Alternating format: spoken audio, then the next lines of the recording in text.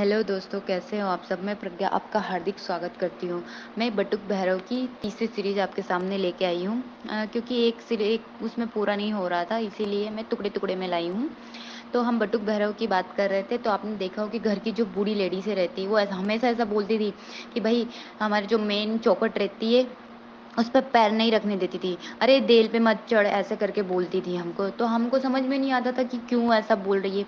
वो अब समझ में आता है, क्योंकि जो घर की हमारी मेन एंट्रेंस से होता है ना, वहाँ पे जो देल होती है उस पे बटुक भैरव, हमारे घर के पितृ और दुर्गा, इतने लोगों का स्थान होता है वहाँ पे। और हम क्या करते हैं, जूते-चप्पल पहन के चलते हैं। तो ये गलत है ना, उनको अपमान होता है, इसलिए हमें उसमें थोड़ा पितृदोष भी लगता है। बाकी की उनका अपमान होता है तो कितनी सारी चीज़ें लगेगी, आप ही समझ सकते हैं।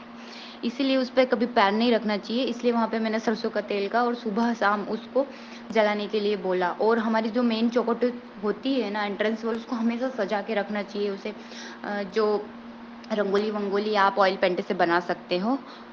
दूसरी चीज़ बता रही हूँ, जैसे आपके घर में नेगेटिव चीज़ है या कोई आपको लग रहा है भूत-प्रेत, पिशाच जो भी है, यदि आप उसमें फँसे हुए हो, तो बटुक अष्टोत्तर शतनाम होता है, रुद्र यामल तंत्र में वर्णित है, वो आप पढ़ सकते हो, यूट्यूब पे आपको मिल जाएगा कहीं भी। और जब भी हमारे घर में विचार तंत्र होती, मतलब कच्चा मसान जो छोड़ा जाता है, छोटे बच्चे जो मर जाते हैं, वो कहीं भी इज़िली आ जा सकते हैं।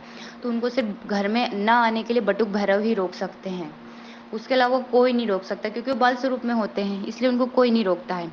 और बटुक भैरव को बूंदी के लड्डू और जलेबी बहुत पसंद है, तो आप जब भी आपका मन करे कि मुझे चढ़ाना, आपका सामर्थ्य हो, तो आप हर महीने चढ़ा दीजिए या फिर अष्टमी के दिन स्पेशल चढ़ा दीजिए।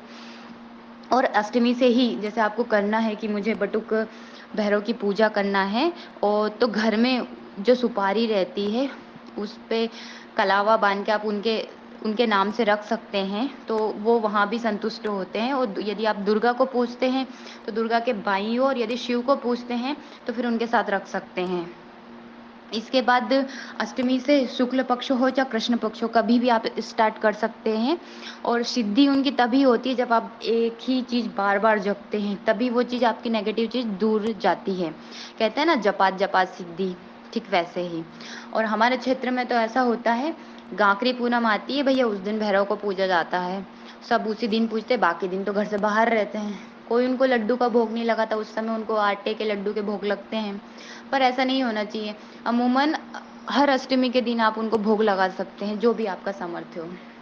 ठीक है, धन्यवाद।